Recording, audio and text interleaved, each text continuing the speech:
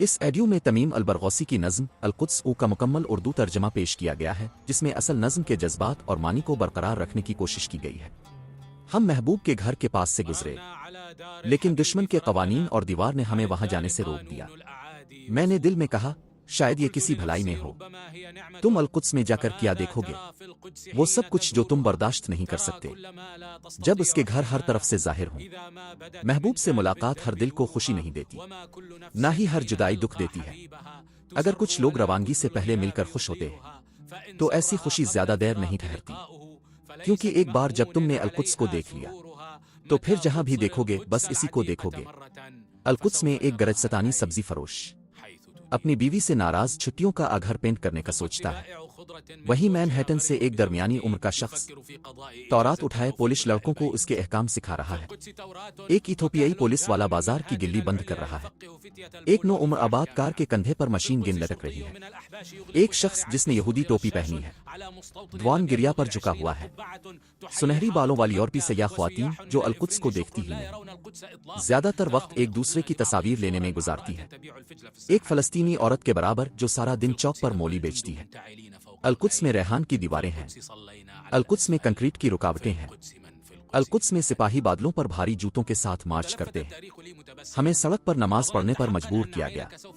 القدس میں سب موجود ہیں سوائے تمہارے، اور تاریخ میری طرف مڑ کر مسکرائی۔ کیا تم نے واقعی یہ سمجھا تھا کہ تم دوسروں کو نظر انداز کر کے بس ان کو دیکھو گے؟ یہ دیکھو وہ سب تمہارے سامنے ہے، وہ اصل متن ہے، تم صرف حاشیہ ہو۔ اے بیٹے، کیا تم نے سوچا کہ تمہارا آنا شہر کے چہرے سے اس کا حال چھین لے گا تاکہ تم اپنی مرضی کا ماضی دیکھ سکو؟ القدس میں سب موجود ہیں سوائے تمہارے۔ القدس آوارہ ہرن کی مانند ہے جسے نصیب نے جدائی کی سزا دی، اور تم اب بھی اسے اس کے الوداع کہنے کے بعد تلاش کرتے ہو۔ اے بیٹے، تھوڑا ٹھہرو، میں دیکھ رہا ہوں کہ تم بے ہوش ہونے لگے ہو۔ القدس میں سب موجود ہیں سوائے تمہارے۔ اے مورخ، ٹھہرو، شہر کی دو وقت کی لائنیں ہیں، ایک غیر ملکی پر سکون جیسے نیند میں چل رہی ہو، دوسری نقاب پہنے چپکے چپکے محتاط انداز میں چلتی ہے، اور القدس خود کو جانتی ہے۔ لوگوں سے پوچھو، سب تمہیں رہنمائی دیں گے۔ شہر کی ہر چیز کی ایک زبان ہے جسے اگر تم پوچھو گے تو وہ جواب دے گی۔ القدس میں ہلال جیسے رحم مادر میں جھکتا ہے، گنبدوں پر جھکے دوسرے ہلالوں کی طرف۔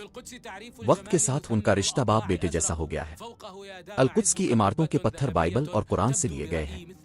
القدس میں حسن نیلا اور 8 کونوں والا ہے، اس پر ایک سنہری گنبد ہے جو مجھے ایک مہذب آئینہ لگتا ہے، جو آسمان کے چہرے کو منعکس کرتا ہے، اس سے کھیلتا ہے، اسے قریب لاتا ہے، اور آسمان کو ایسے بانٹتا ہے جیسے محصوروں میں امداد۔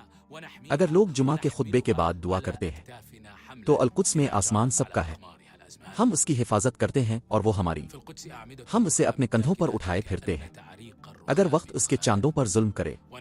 القدس کے سنگ مرمر کے ستون ایسے ہیں جیسے ان کی رگوں میں دھواں بہتا ہو۔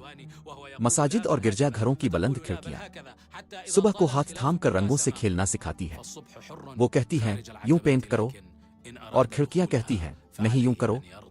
لمبی بحث کے بعد وہ سمجھوتا کر لیتے ہیں، کیونکہ صبح باہر آزاد ہے، لیکن اگر وہ خدا کی کھڑکیوں سے داخل ہونا چاہے تو اسے ان کے اصولوں کی پابندی کرنی ہوگی۔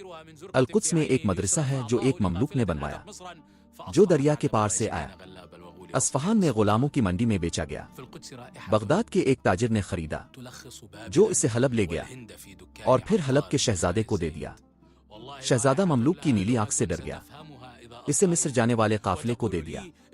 وہی شخص بعد میں مغلوں کو شکست دینے والا سلطان بنا۔ القدس میں بابل اور ہندوستان کی خوشبو خان الزید کی ایک اتاری کی دکان پر ہے۔ میں قسم کھا کر کہتا ہوں یہ ایسی خوشبو ہے جس کی زبان ہے، اگر تم سنو تو سمجھ لو گے۔ یہ مجھ سے کہتی ہے جب آنسو گیس کے شل گر رہے ہوتے ہیں، پریشان نہ ہو، اور جب دھواں چھٹتا ہے وہی خوشبو ہوا میں واپس آتی ہے اور کہتی ہے دیکھا۔ القدس میں تضادات آپس میں گھل مل جاتے ہیں اور عجائبات کا انکار نہیں کیا جا سکتا۔ لوگ انہیں پرانے اور نئے کپڑوں کی طرح جانچتے ہیں، اور وہاں معجزے محسوس کیے جا سکتے ہیں۔ القدس میں اگر تم کسی بزرگ سے مصافحہ کرو یا کسی عمارت کو چھو لو تو تمہاری ہتھیلی پر 1-2 نظمیں نقش ہو جائیں گی۔ القدس میں مسلسل آفات کے باوجود ایک معصومیت اور بچپن کی خوشبو ہے، اور تم فاختاؤں کو اونچا اڑتا دیکھ سکتے ہو۔ دو فائرنگ کے درمیان ایک آزاد ریاست کی پیدائش کا اعلان کرتی ہوں۔ القدس میں قبروں کی قطاریں، شہر کی تاریخ کی سطریں ہیں اور کتاب خود مٹی ہے۔ یہاں سب گزرے ہیں، کیونکہ القدس ہر آنے والے کا خیر مقدم کرتی ہے، چاہے وہ مومن ہو یا کافر۔ چلو اور سب زبانوں میں کتبے پڑھو۔ تمہیں افریقی، یورپی، قچاقی، سلاوی، بوسنیائی، تاتار، ترک، مومن، کافر، فقیر، امیر، زاہد اور گناہگار سب ملیں گے۔ یہ سب وہ لوگ ہیں جو زمین پر چلے۔ وہ پہلے حاشیہ تھے، اب اصل متن بن چکے ہیں۔ کیا صرف ہمارے لیے یہ شہر تنگ ہو گیا ہے؟ اے مورخ، تم نے ہمیں کیوں نکال دیا؟ دوبارہ لکھو اور سوچو، کیونکہ میں دیکھ رہا ہوں تم نے ایک سنگین غلطی کی۔ آنکھیں بند ہوتی ہیں، پھر دوبارہ دیکھتی ہیں۔ پیلا کار چلانے والا شخص شہر کے دروازے سے شمال کی طرف جا رہا ہے۔ اب القدس ہمارے پیچھے ہے۔ میں اسے کار کے دائیں آئینے میں دیکھ سکتا ہوں۔ اس کے رنگ غروب آفتاب سے پہلے بدل گئے۔ پھر میرے چہرے پر ایک مسکراہٹ آ گئی، اور اس نے مجھ سے کہا جب میں نے غور سے دیکھا، اے دیوار کے پیچھے رونے والے، کیا تم پاگل ہو؟ کیا تم نے ہوش کھو دیا ہے؟ اس لیے مت روا کہ تم اصل متن سے نکال دیے گئے ہو۔ اے عرب، مت روا اور یہ جان لو کہ جو بھی القدس میں ہے، در حقیقت میں صرف تمہیں دیکھتا ہوں۔